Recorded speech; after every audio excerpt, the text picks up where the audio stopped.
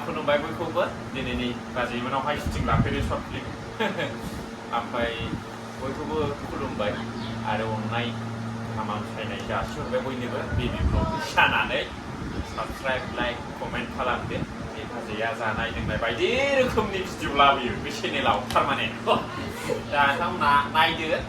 ओमफ्राय साबस्क्राइब खालामना होदो आरोखि बे बाजैनि न'आवनो फैनानै जोङो शुटिं लागासिनो दङ बिदि आरोखि आं नै दा खांख्राइखौ एवगासिनो दङ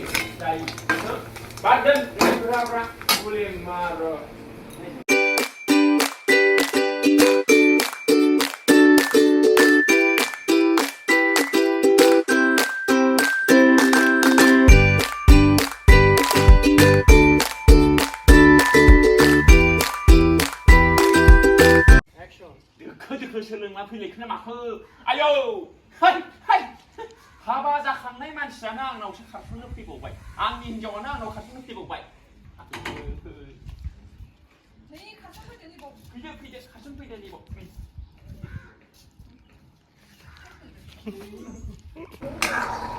नाया मैथा ओंख्रिया जा गोथाव नुखाबाय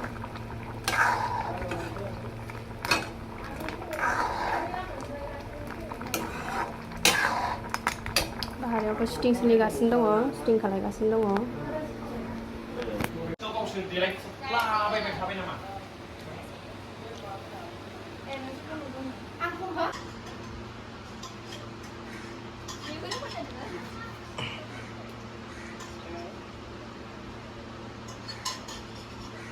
जौ बथल बोसोरसेल' थायो एक्सन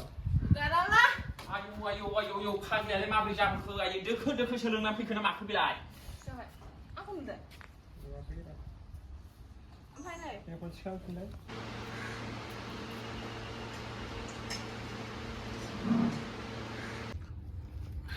फाग्ला सिमां नुयो नोंखौलाय रोल एक्शन खाओ पियो मजा करो जिंदगी आशिक है आशिक बनाया अपने वाणी में था gue di apa nih